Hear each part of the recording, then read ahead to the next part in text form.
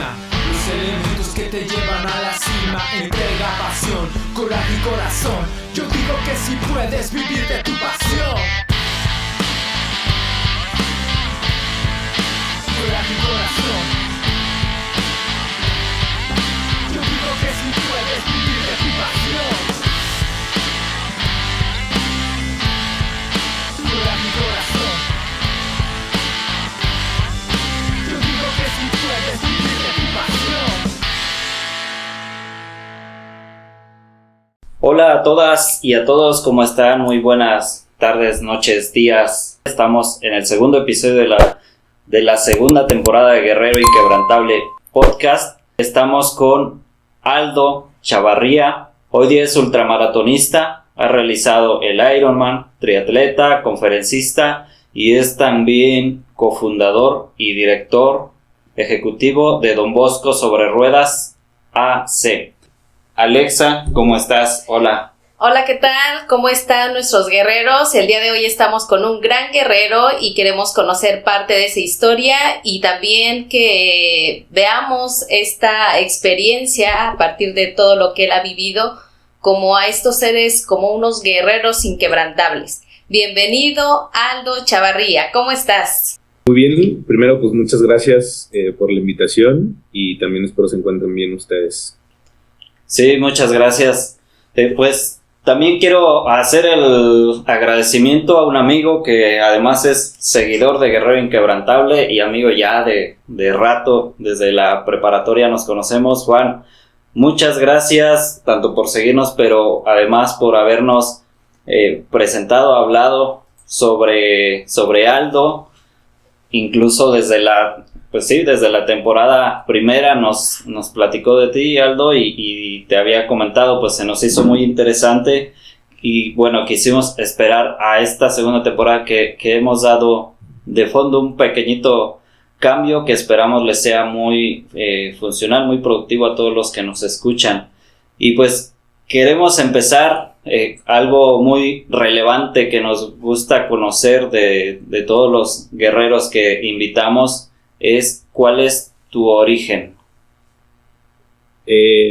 Bueno, no sé específicamente a qué le llamas origen. Tan amplio, tan a fondo, tan atrás en el tiempo como te quieras ir. Ahora sí que es algo abierto, que es lo que te dio origen a lo que has sido y eres en tu vida. Perfecto. Bueno, yo nací en la Ciudad de México. Pues prácticamente al año de edad me vine a vivir a la ciudad de Guadalajara y bueno, pues hasta los 29 años digamos que tuve una vida bastante, digamos, común o ordinaria. Estudié mi carrera, ingeniería en sistemas, toda mi vida practiqué deporte, pero digo a buen nivel, pero nada así sobresaliente. Jugué básquetbol casi toda mi vida. Y cuando pensé que mi vida de cierta manera ya la tenía prácticamente resuelta, ya había terminado mi carrera, ya había empezado una pequeña empresa, etcétera, etcétera. A los 29 años sufro un accidente y adquiero la discapacidad a través de una lesión medular. Tengo una fractura en la columna, que eso originó mi lesión medular, y para la lesión medular no hay cura. Y la lesión medular, la médula es la que transmite pues lo que son lo que mandas al cerebro, es decir, por ahí se transmite lo que son los movimientos y también la sensibilidad. Cuando hay una ruptura de la médula, pues no pasan estas señales, es decir, yo no siento ni muevo las piernas de mi lesión hacia abajo.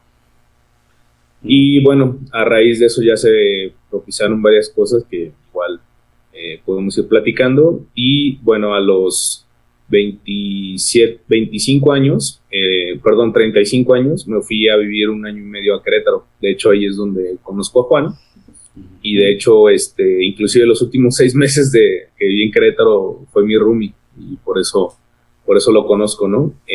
Ahí estuve en Querétaro año y medio y luego ya me regresé a Guadalajara y más o menos ese es algo así, un pequeño resumen que digo, pues, supongo iremos platicando cómo han pasado las cosas, ¿no?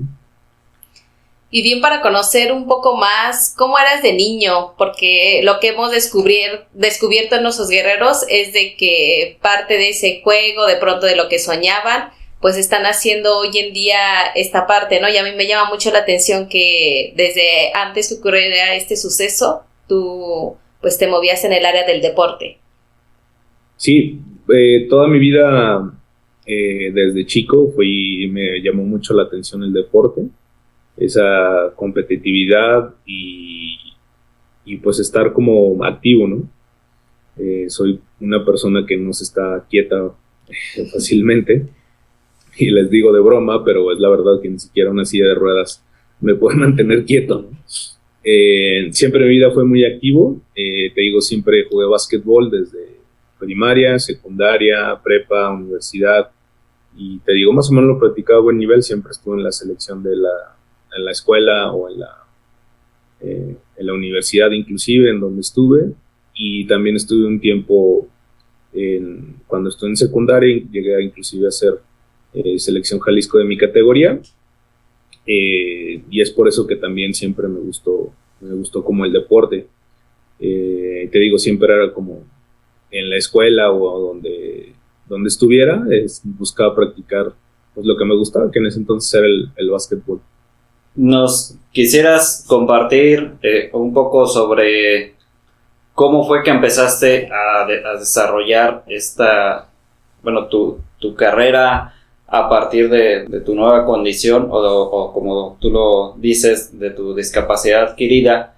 ¿Cómo fue que te empezaste a meter en los deportes? ¿Fue así como que un poco azaroso o tú intencionalmente empezaste a buscar qué hacer? No sé, ¿cómo fue? El primer año de haber adquirido la discapacidad, de esta nueva condición, pues fue prácticamente puro terapia, ¿no? Eran casi de 6 a 8 horas de terapia diaria, como para tratar de reincorporarme y de volver a reintegrarme a la vida, ¿no? Ya después que una vez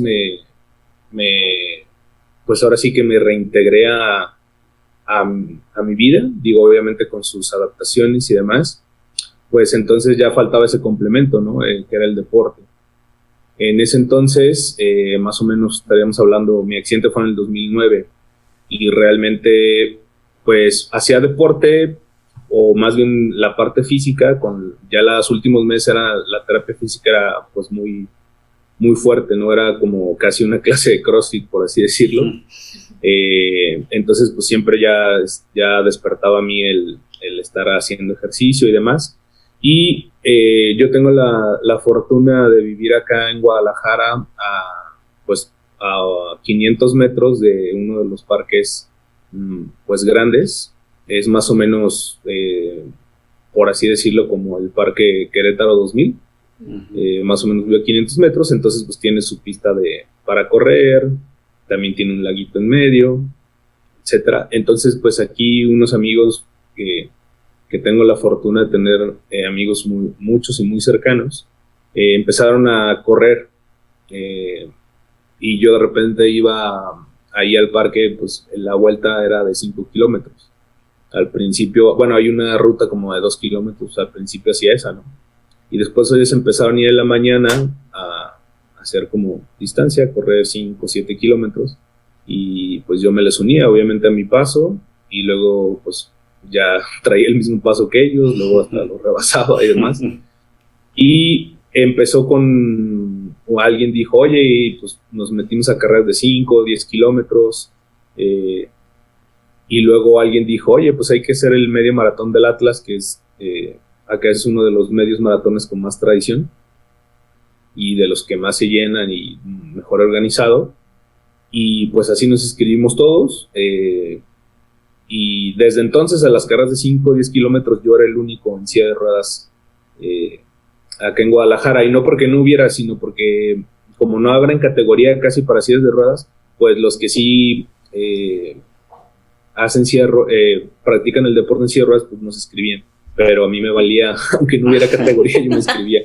Y perdón, ¿tus amigos con los que empezaste a salir a este parque también eran con silla de ruedas o ellos? No, ellos eran convencionales, es decir, no estaban en silla de ruedas ni tenían discapacidad.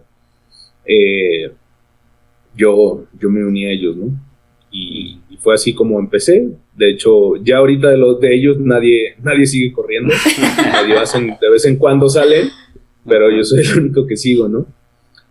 Luego, pues así seguí haciendo puras maratones. Luego me fui a la ciudad de Querétaro. Allá, con el fin de conocer gente y de también hacer deporte, me metí a un equipo que se llama Red Runners, que ahí es donde conocí a Juan y a muchos buenos amigos, a los cuales les mando un saludo a ese equipo, que también tiene un equipo acá en Guadalajara. Entonces, pues ahí lo practiqué, con ellos seguí corriendo las carreras que había ahí en Querétaro, desde las tradicionales, y también hice en el 2016 hice el maratón de Querétaro, que en ese entonces fue el único año que fue rock and run. Fue la gente de Querétaro estaba bastante molesta por ciertas cosas porque le subían el precio, antes pues era gratuito y demás, ¿no? Pero bueno, ese año lo hice, y un amigo también al cual le mando un saludo, a Bruno, él ya había hecho un ultramaratón de 100 kilómetros el año pasado, o sea, el 2016, y me dijo, pues lo voy a hacer, y pues primero me sonó un poquito descabellada la idea de un ultramaratón de 100 kilómetros, y más en una silla de uso diario, porque en ese entonces no tenía una silla con la que ahora corro. O sea que hasta ahí todos los anteriores había sido en tu silla de uso diario. Sí, de hecho en silla de uso diario, digo ahorita no se alcanza a ver la cámara, pero es una silla de uso diario, no es deportiva. Con esa hice 8 maratones, un ultramaratón de 50 y el de 100. Cuando me dice, oye, vas a hacer un ultramaratón de 100, primero me pasó una locura, pero como me gustan los grandes retos, le dije, yo lo voy a hacer contigo. Y primero no me creyó. Luego cuando ya empezamos a hacer las distancias, que yo las hacía a la par con él, y pues ya veo que sí iba en serio, y aparte fueron como 3 maratones seguidos con un mes de diferencia para llegar a ese. Fue el de la Ciudad de México en agosto, bueno, casi septiembre, la última semana de agosto. En principios de octubre fue el maratón de Querétaro. En noviembre fue el de Guadalajara. Y principios de diciembre fue el ultramaratón de 100 kilómetros en la ciudad de León. A raíz de eso, pues le llamo la atención a una empresa que se llama Composoluciones. Ellos apoyan siempre todos los años a un atleta con discapacidad, y pues les llamó la atención que hubiera hecho un ultramaratón de 100 kilómetros con la silla de uso diario, y que aparte lo hice en muy buen tiempo.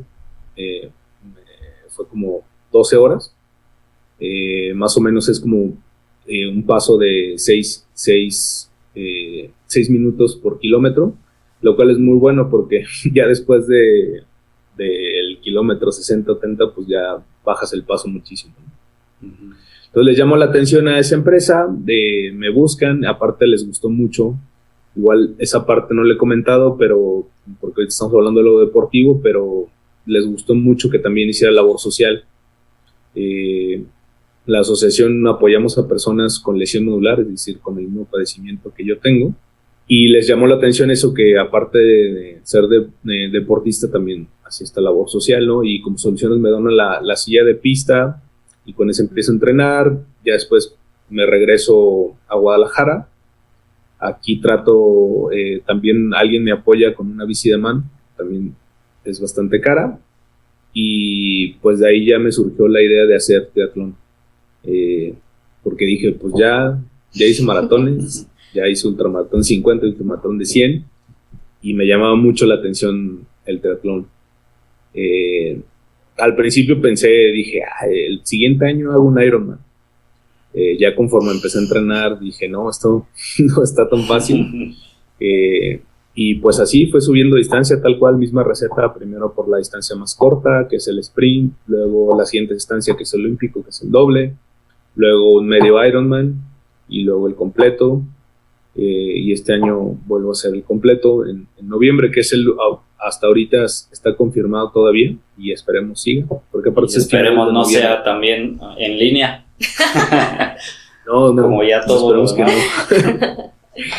Sí, entonces pues de ahí ya es más o menos un pequeño resumen. Obviamente pues sigo haciendo maratones en la silla de pista, y pues ahorita hago el triatlón, que aparte es algo que me gusta mucho, ¿no? Dice un amigo que por qué ser malo en un solo deporte si pues es malo en los tres, ¿no? Entonces pues me gusta nadar, me gusta la bici de mano, y también me encanta el atletismo, que es el correr, ¿no? En silla de pista. Y bueno, más o menos es un pequeño resumen, pero pues obviamente hubo mucho proceso ahí de todo esto, ¿no? Y más que el proceso fuerte, pues ha sido el adaptarme a esta condición de discapacidad, ¿no? Que ahorita, pues yo la verdad es que no es algo que esté pensando, quiero caminar, ¿no? O sea, estaría padre, pero sobre todo el recuperar mi vida, hacer yo todo por mi cuenta. De hecho, yo vivo solo aquí en Guadalajara, inclusive en Querétaro mucho tiempo viví solo, hasta que las últimas veces por ahí, te digo, tuve de roomie a Juan.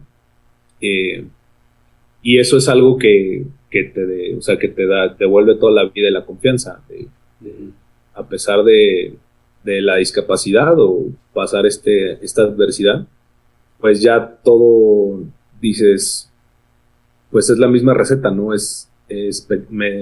Metas cortas a corto plazo, esas te van a llevar a metas medianas a mediano plazo, y las medianas te van a llevar a metas a largo plazo, ¿no? Entonces, hecho, pues esa fórmula... ¿Perdón? No, adelante. No, sí que esa fórmula para mí pues no ha fallado, ¿no? Tanto deportivamente como en la vida, ¿no? Cuando parte de lo que hacemos en la asociación, nosotros visitamos acá el Hospital Civil, que digamos es el hospital general, donde los que no tienen seguro ni son de escasos recursos, ahí caen todos, ¿no? Uh-huh. Entonces, pues ahí no hay semana que no haya un nuevo caso de lesión medular. Obviamente ahorita pues no los hemos visitado porque por la contingencia. Uh-huh. Pero cuando me encuentro a alguien que está pasando por la misma situación de haber adquirido la discapacidad por lesión medular, siempre les digo, tu meta va a ser ponerte los calcetines. Y como todavía están en el hospital, hasta se ríen, ¿no? Dicen, ¿cómo no voy a poder poner los calcetines? Pues literal no pueden.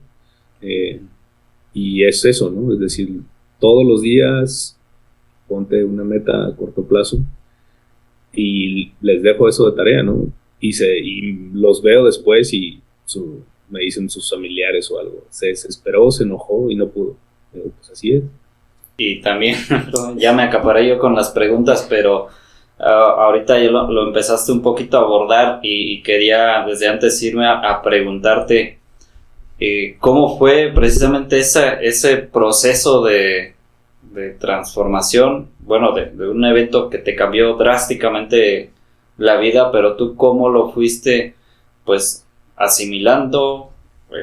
Igual no sé si en su momento estuviste con coraje, con tristeza, con depresión, y todo esto sobre todo porque, como tú bien lo dices, todas las semanas hay casos nuevos tan solo ahí en el Hospital Civil de Guadalajara, pero bueno, y entonces eso nos da para imaginarnos cuántos más hay en todo México o en algunos de los otros países que nos escuchan, y que ojalá pudiesen ver un poco el reflejo quizás de su situación, sobre todo si está un tanto reciente, ¿no?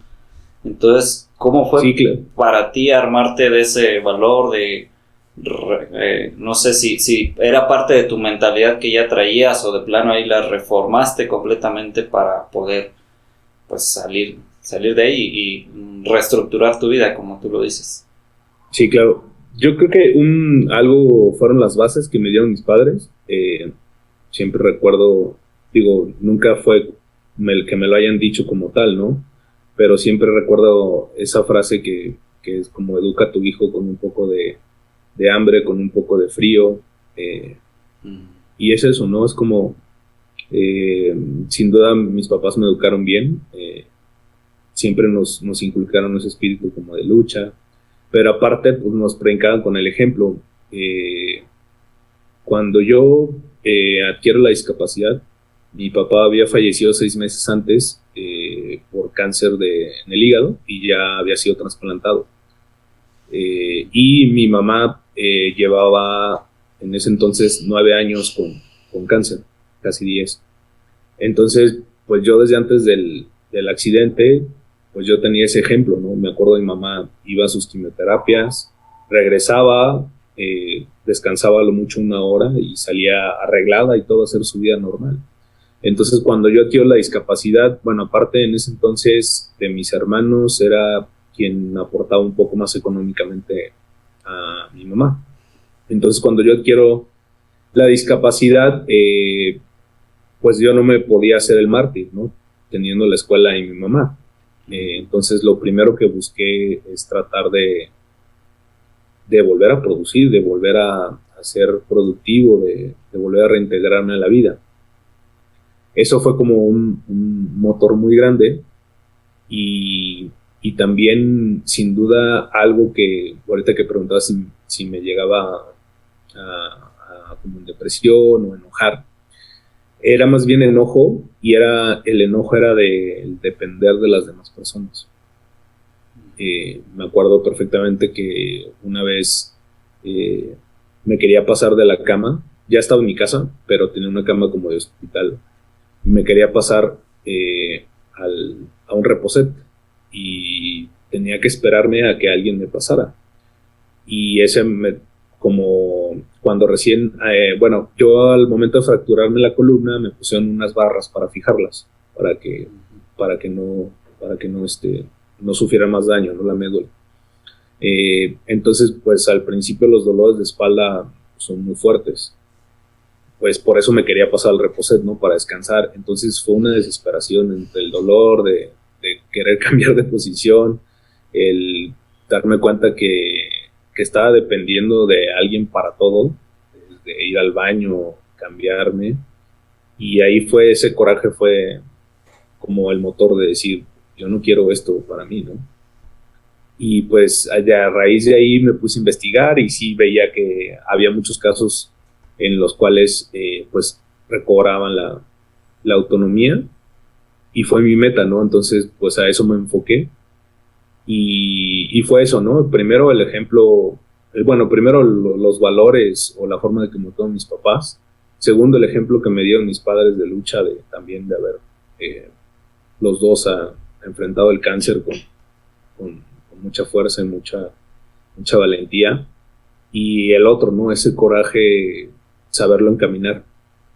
Y obviamente en muchos lapsos también hubo días difíciles, hubo días que pues muy tristes o me entraba en depresión, pero siempre decía, ¿no? Siempre... ¿Cómo salías de esos baches? También a lo largo de eso que pasó, también me he dado cuenta que también hay que los sentimientos para mí es un tablero de control, es como el tablero de control del carro, ¿no? Si se te prende el foquito de checar el motor, si se te prende el del aceite, pues hay que identificar para qué es y qué es lo que está pasando, ¿no? Entonces, gran parte de eso fue que traté de hacer mucha introspección, de conocerme a mí mismo. Siempre digo que muchos de los problemas del ser humano es porque no se conoce a él mismo.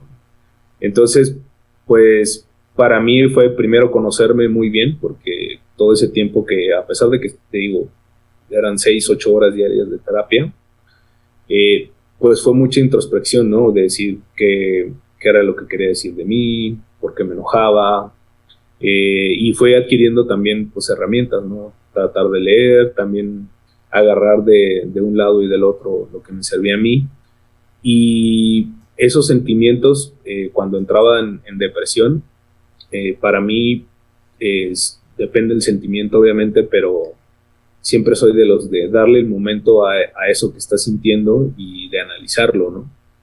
Entonces, si un día me sentía triste, me daba el permiso de sentirme triste, me daba el permiso de llorar, y me daba el permiso de analizarlo, pero lo que no me daba permiso es que eso durara mucho tiempo.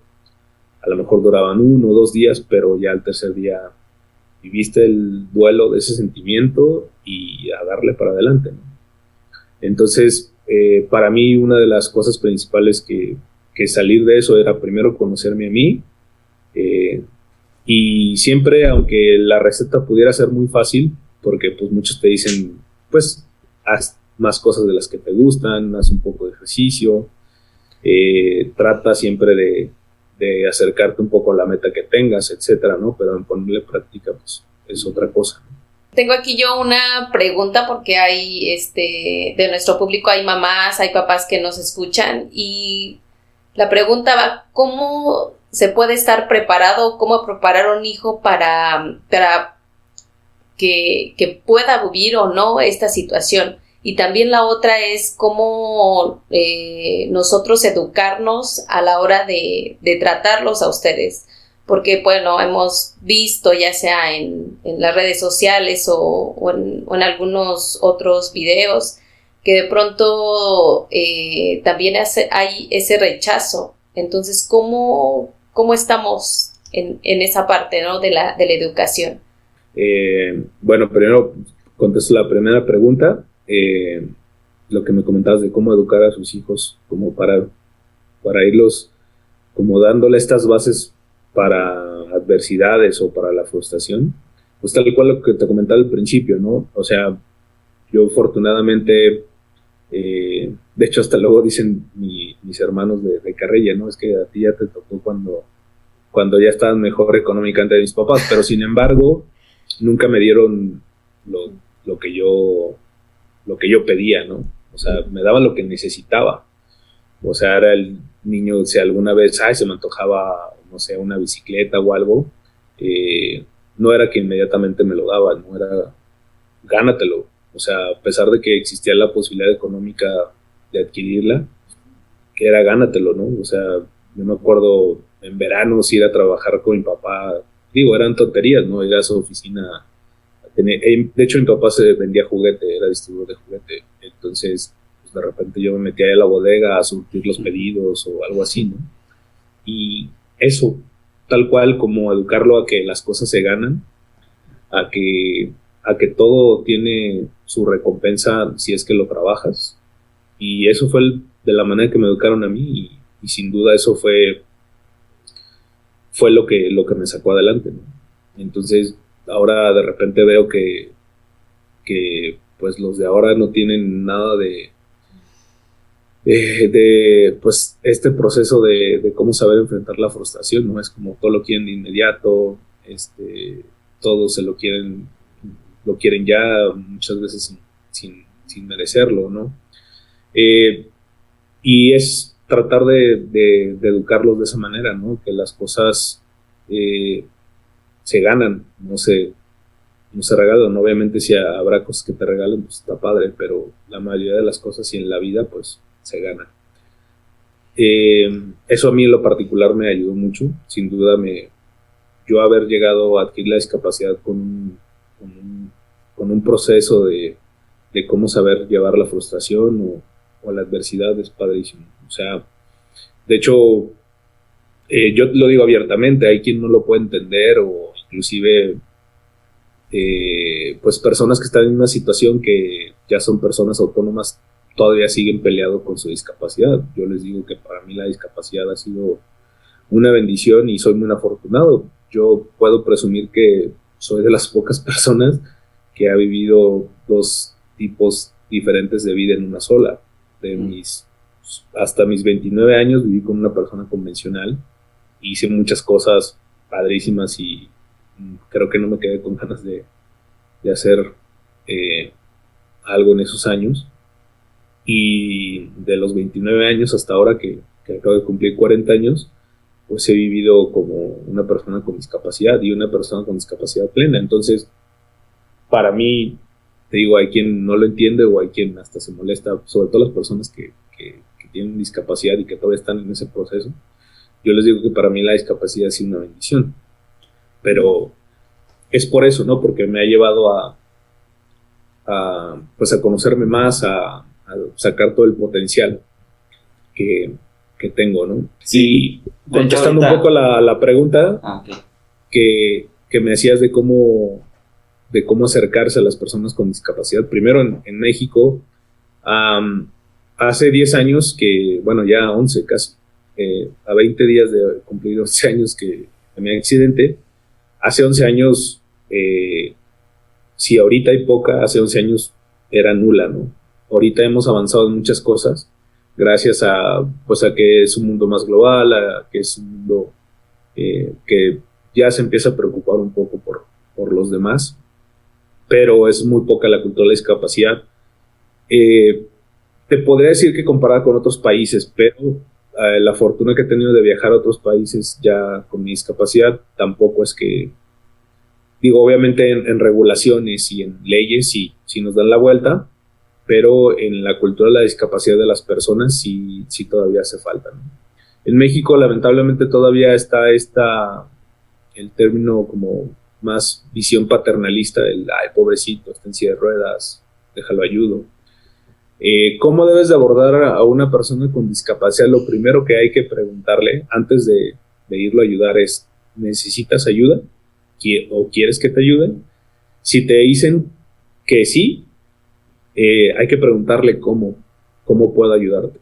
Dependiendo del tipo de discapacidad es la ayuda que van a necesitar.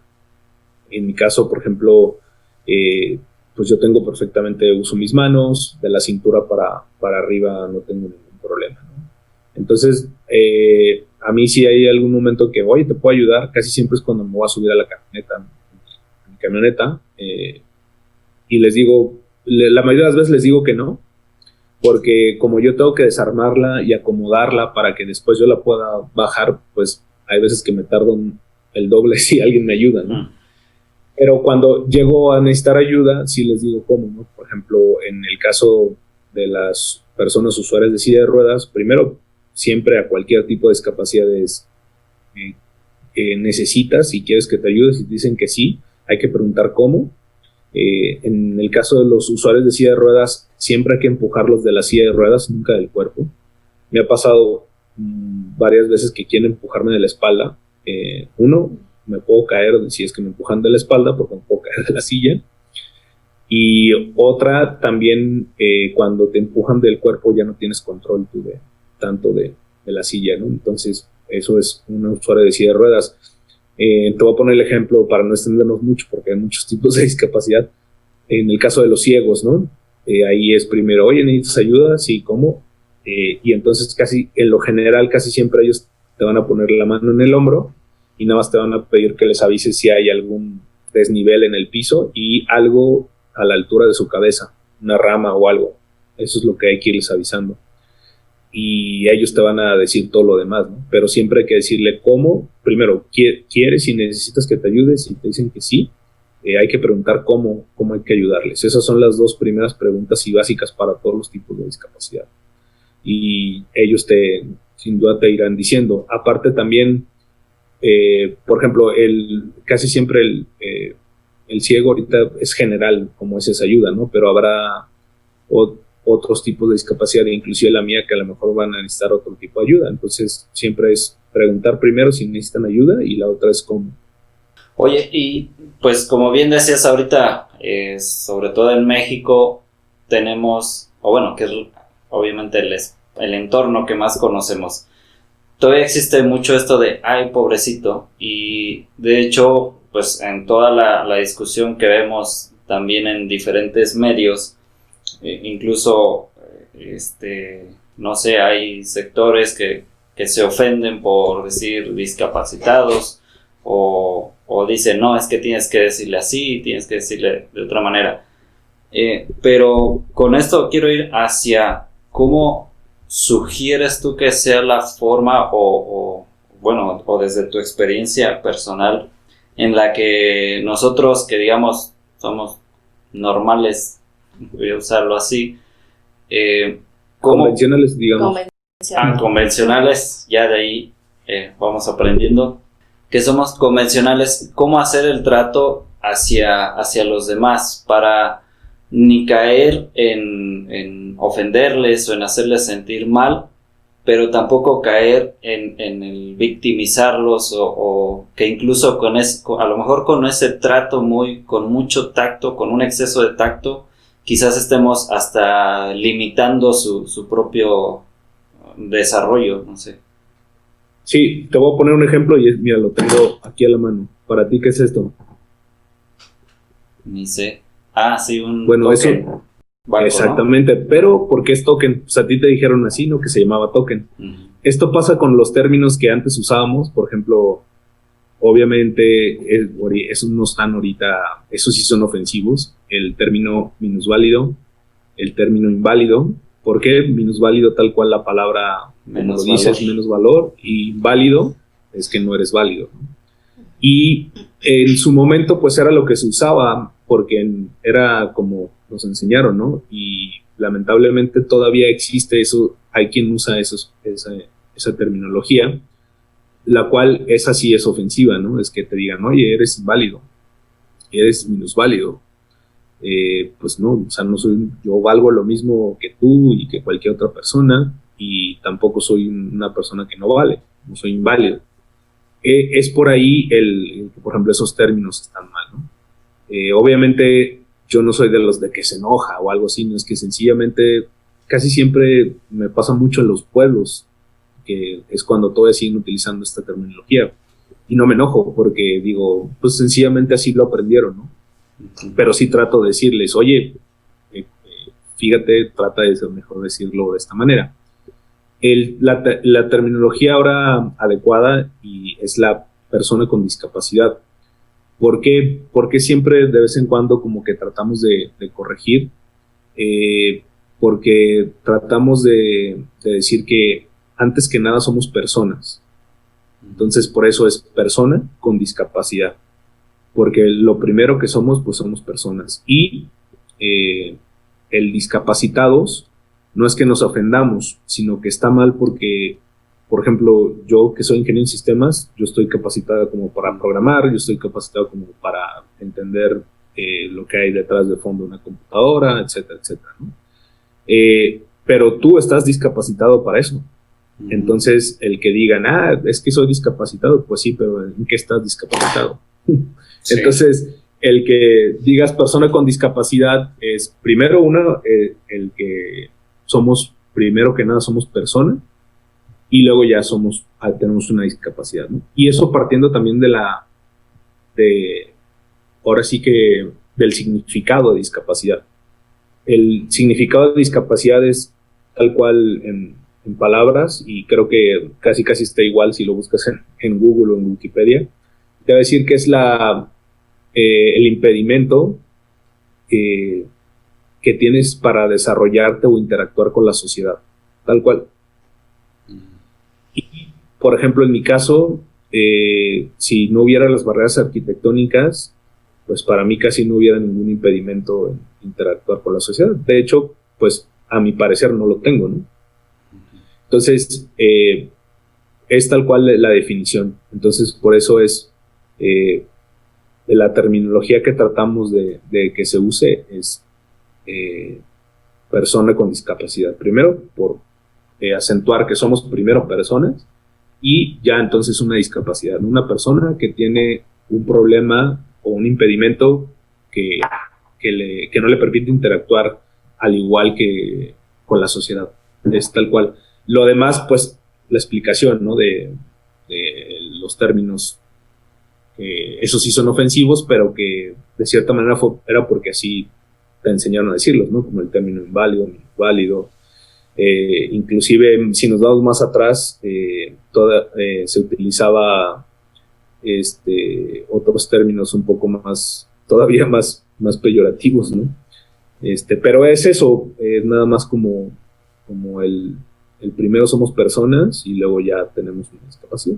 Con todas estas experiencias y batallas que sin lugar a dudas un guerrero tiene que vivir, ¿cuál sería el mensaje que puedes dejar tú a todos nuestros guerreros que nos escuchan? Bueno, primero es el mensaje de decir es que, bueno, de hecho es una frase que la hice mía, y siempre les digo que tú no eres lo que te pasó, no eres tu circunstancia, tú eres lo que tú decidas ser.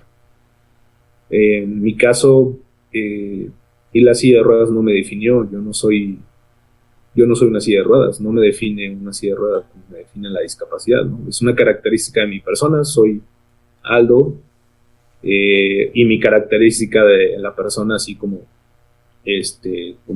no sé, hay quien usa lentes, pues yo uso silla de ruedas. Entonces, eso no me define, y sea por lo cual que estén pasando cualquier adversidad, pues ustedes van a decidir hacer lo que ustedes decidan, ¿no? Entonces, para mí eso es como el mensaje principal. A mí no me define mi discapacidad, ¿no? Es una característica de mi persona, pero no es algo que me define ni como te digo, ¿no? Yo no soy una silla de ruedas, soy una característica nada más. Pues muchas gracias, Aldo. Queríamos desde luego conocer parte de tu historia y de cómo afrontaste esta situación, y también, como habíamos platicado antes, pues aprovechar un poquito también de tu experiencia, cómo los demás hasta irle perdiendo a veces el miedo, el temor a interactuar. A veces ahí nosotros somos los que nos vemos hasta limitados de cómo interactuar, porque a lo mejor no sabemos cómo reaccionar y cosas así, precisamente por lo que venimos aprendiendo de los espacios en los que nos desempeñamos, o que no hemos tenido la oportunidad quizás de interactuar con una persona con discapacidad. Y pues aquí queda también a todos nos toca continuar aprendiendo y tener la empatía, como bien tú hasta lo mencionaste, no solo de alguien en condiciones convencionales, dijimos que era el término, sino del otro lado también decir, bueno, yo soy una persona con esta discapacidad, y de algún modo entender que el otro que está utilizando cierto término, pues a lo mejor no ha tenido la oportunidad también de aprender, ¿no? Y pues te agradecemos mucho que hayas compartido esto con nosotros. ¿Tus redes? ¿Cómo te podemos encontrar en tus redes? En Instagram estoy como Aldo Chavarría. En Facebook estoy también como Aldo Chavarría. Y también, si por ahí quieren seguir la página de la asociación, es Don Bosco sobre Ruedas AC. Eso, mensaje nada más para los que tengan una lesión medular. Pues nosotros apoyamos a la asociación a lesiones medulares. Bueno, pues entonces ahí está la invitación. Dejaremos igual los links en la información del episodio para que puedan acercarse a conocer un poco de la Fundación Don Bosco. Y pues no nos queda más que agradecerte, Aldo, por regalarnos, compartirnos este tiempo que, como siempre decimos, es cosa de una hora, pero en realidad es el aprendizaje de muchos años. Muchas gracias por la invitación y por la oportunidad de compartir. Y nosotros te elegimos como Guerrero Inquebrantable. Por momentos parece que es muy difícil seguir, pero la luz de tu interior brilla más que el sol, más que el sol.